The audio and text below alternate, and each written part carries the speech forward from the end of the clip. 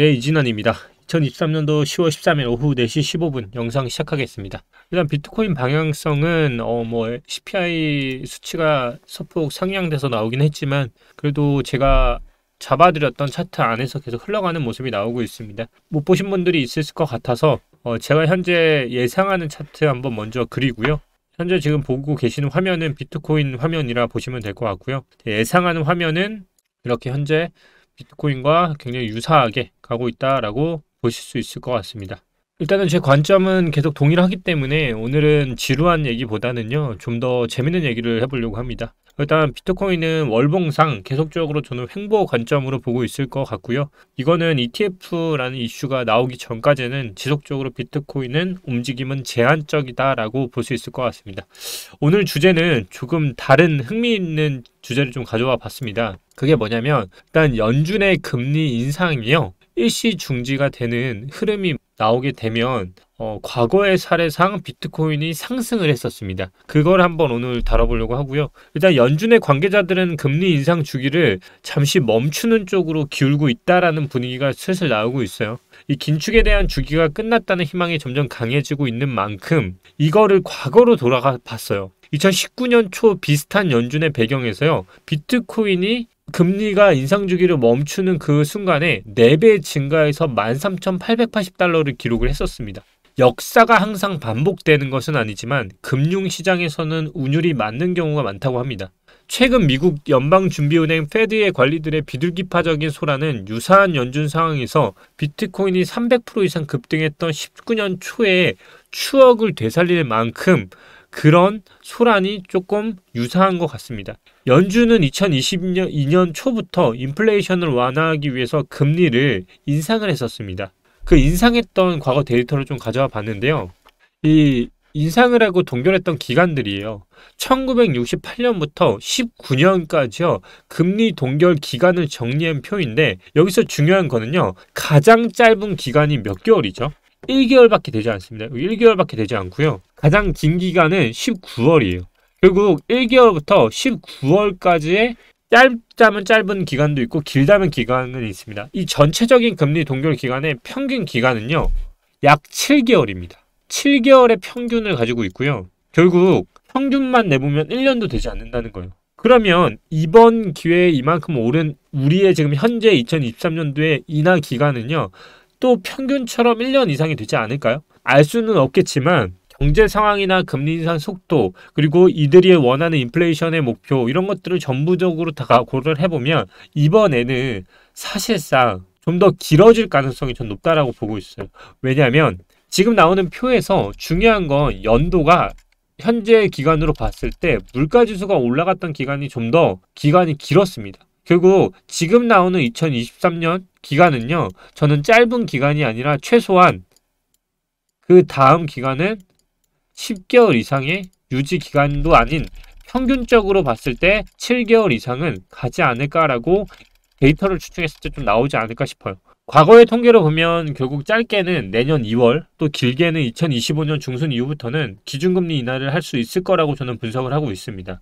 결국 이러한 것들을 봤을 때 이 인하 기간에 비트코인이 상승했던 곳 있죠. 과거 2018년 11월 9일 2.25%에서 2018년도 12월 20일 0.25가 오르고부터 동결 수순을 밟았습니다. 이때 2019년부터 비트코인을 폭등을 하기 시작합니다.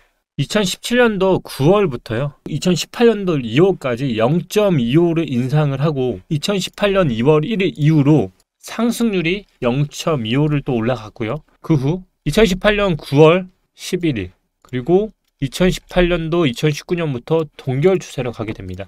이때 비트코인은요, 2017년도부터 대폭 등장, 우리나라의 모든 인원이 다 일어났다는 그 장을 도래하게 됩니다. 2017년도부터 0.25, 0.25로 오르다가 어느 순간 지금의 비트코인처럼 정체를 하다가요, 횡보를 한 후 마지막 동결에서 폭등을 하게 됩니다. 그 후 비트코인은 추락을 해서 6,000달러까지 가게 됩니다. 이 동결이 됐던 2017년도 12월부터요, 2018년도 2월까지는요, 금리의 마지막 꼭대기에서 비트코인의 피날레를 보여주는 굉장히 유사한 상황이 발생됐습니다. 이번 주 연준 정책 입안자들은요, 비둘기파적인 유예를 제안을 했습니다. 파이윌 라파엘 보스틱 애틀랜트 연은 총재와 닐 카슈 카리 미니애폴리스 연은 총재는 중앙은행이 금리를 더 인상할 필요가 없을 수도 있다고 말을 했습니다. 이러한 발언은 중앙은행의 두려운 긴축 주기가 7월에 25% 금리로 끝났으며 이제 은행이 향후 몇 달 동안 거시경제 상황이 어떻게 전개될지 지켜볼 것이라는 시장의 믿음을 강화하는 멘트이기도 했습니다.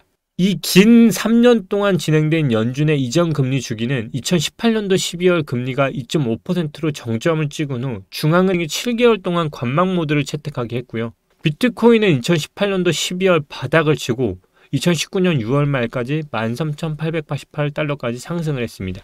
그리고 비트코인은 2018년도 바닥을 치고 그 다음 13,500까지 회복을 했고요. 이때 금리를 보면 2018년도 12월 금리가 2.5%로 정점을 찍었던 시기입니다. 그 후 7개월 동안 관망 모드를 한 시점에 상승을 했습니다. 그 후 인하라는 이슈를 택했고요. 이 인하했던 시점은 제가 말씀드린 대로 인하를 하면 하락을 하고 그 다음 우리는 코로나를 맞이했습니다. 그리고 유동성이 확보되면서 엄청난 상승을 끌었죠.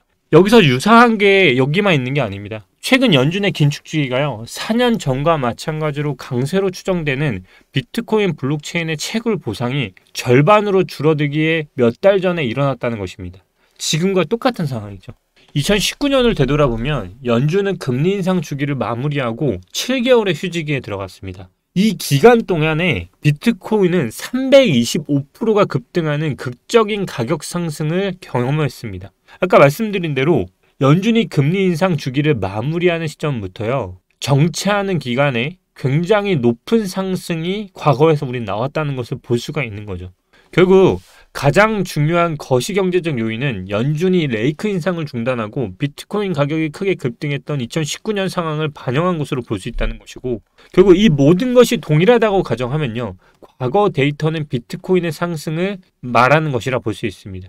현재 26,800달러로 전년 동기 대비 62%의 상승률을 기록 중인데, 현재 보고 있는 2019년도 플레이북에서는요, 비트코인의 상승을 선호하지만 결국 연준이 금리를 인하하면 처음에는 가격 하락으로 이어지겠다는 멘트가 들어가 있습니다. 결국 기존의 자료를 보여드렸던 것처럼 빨간색은 금리가 상승하는 기간, 현재 기준으로 우리는 여기에 있는 거죠. 상승 기간의 마지막 구간을 가지고 있는 거고요. 이 기간이 끝나면 흰색이 금리가 상승 유지 기간이라 보시면 됩니다. 근데 유지 기간이 지금 이제 도래하지 않았고, 이 유지 기간 동안에 과거의 데이터만 봤을 때 비트코인은 폭등을 했다는 겁니다. 참 신기하지 않습니까? 결국 ETF라는 이슈가 있지만 이 구간이 우리에게 온다고 가정을 해보면 이 기간 동안이 딱 우리한테 상승 기간일 수 있다는 겁니다. 그리고 파란색 구간으로 들어가면 하락을 하는 시츄에이션이 맞춰지는 거죠. 결국 저는 지금의 시점이 하락을 하기 위한 전초가 아니라 지속적인 상승을 하기 위한 모멘텀을 기다리고 있다고 보는 게 맞다고 보고 있고요. 그래서 지금은 두려워하는 구간이 아니다. 지금은 차트를 흔들면서 상승을 하기 위한 전초전을 지금 시간을 만들고 있을 뿐이지, 개미가 가장 두려워하는 시간을 축내는 단계라고 보시는 게 가장 맞을 것 같습니다. 제 관점은 아직까지 변하지 않았습니다. 제 관점은 아직까지도 한 번 더 상승을 해서 지금 나왔던 이 여기서부터 여기까지의 상승과 여기서부터 여기까지 비율은 보통 1대1로 나오기 때문에, 여기서부터 여기까지이기 때문에 원화 기준으로는 이 매물대까지는 보고 그 다음 우리는 인하 이슈를 맞고요. 인하 이슈를 맞고 그 다음 더 큰 하락으로 갈지 아니면 여기서 방어를 해서 어깨만 만들고 다시 추락을 할지는 봐야겠지만, 최소한 지금의 목적지는 여기까지를 보고 있다. 그 시기는 인하 기간이 끝나가는 내년 6월, 4월에 반감기가 있지만 반감기 전에 오르면서 반감기 이후 6개월까지도 보고 있기 때문에 여기까지가 최종 목적지라 보고 있고요. 저는 계속 말씀드리지만 여기서부터 여기가 내렸던 이 구간은 사실 채널 라인을 만들기 위한 라인이지 올라가기에는 사실 굉장히 쉽지 않은 구간이라고 보고 있다 말씀을 드립니다. 결국 멀리 보면 우리는 상승으로 가고 있는 구간일지도 모릅니다. 하지만 단기적으로 보면 하락일 수도 있는 거고요. 아직까지는 큰 변화가 없기 때문에 이 구간에서 비트는 만들어질 거라 보고 있고요.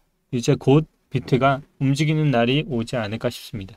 오늘 배운 내용은 금리가 인하하는 시점마다 비트코인은 상승을 했던 과거의 자료들을 토대로 영상을 풀어봤습니다. 궁금하신 내용이 있다면 영상 하단 댓글에 남겨주시면 답변 드리겠습니다. 오늘도 이진환이었고요.